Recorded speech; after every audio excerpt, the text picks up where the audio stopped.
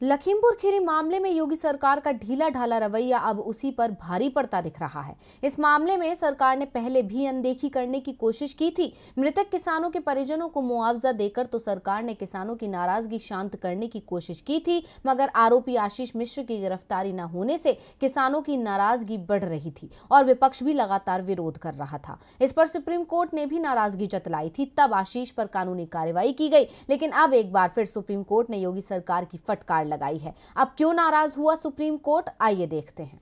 3 अक्टूबर को उत्तर प्रदेश के लखीमपुर खीरी में हुई घटना ने सरकार पर बड़े सवाल खड़े कर दिए थे। न्याय की आस में पीड़ित किसानों ने सुप्रीम कोर्ट का दरवाजा खटखटाया था और सुप्रीम कोर्ट की सख्ती के बाद योगी सरकार और यूपी पुलिस एक्शन में आई। आरोपी आशीष मिश्र की गिरफ्तारी हुई, मौकाए वारदात पर जाकर जांच पड़ताल की गई। लेकिन अब योगी सरकार की तरफ से तफ्तीश में फिर देरी की जा रही है, जिस पर आज सुनवाई के दौरान सुप्रीम कोर्ट ने योगी सरकार को खूब खरी खोटी सुनाई। सुप्रीम कोर्ट ने योगी सरकार से पूछा कि घटना स्थल पर हजारों की भीड़ थी, फिर भी अब तक 23 ही चश्मदीद गवाह क्यों मिले हैं। इतना ही नहीं, सुप्रीम कोर्ट ने उत्तर प्रदेश सरकार को घटना के गवाहों को सुरक्षा प्रदान करने का निर्देश दिया और यह भी निर्देश दिया कि गवाहों के बयान तेजी से दर्ज किए जाएं।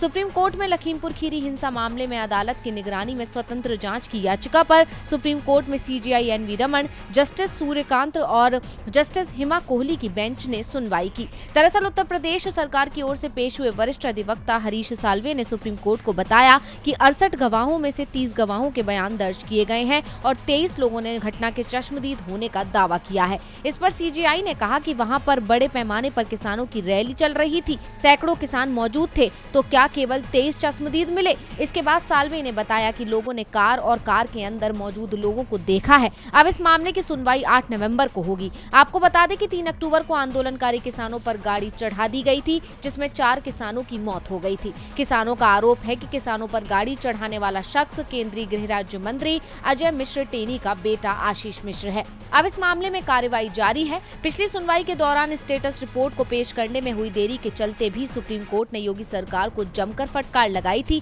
और अब गवाहों को लेकर सरकार को आड़े हाथों लिया है। अब योगी सरकार के खिलाफ सुप्रीम कोर्ट के रुख को देखकर कहा जा सकता है कि ये लापरवाह रवैया सरकार पर भारी पड़ सकता है।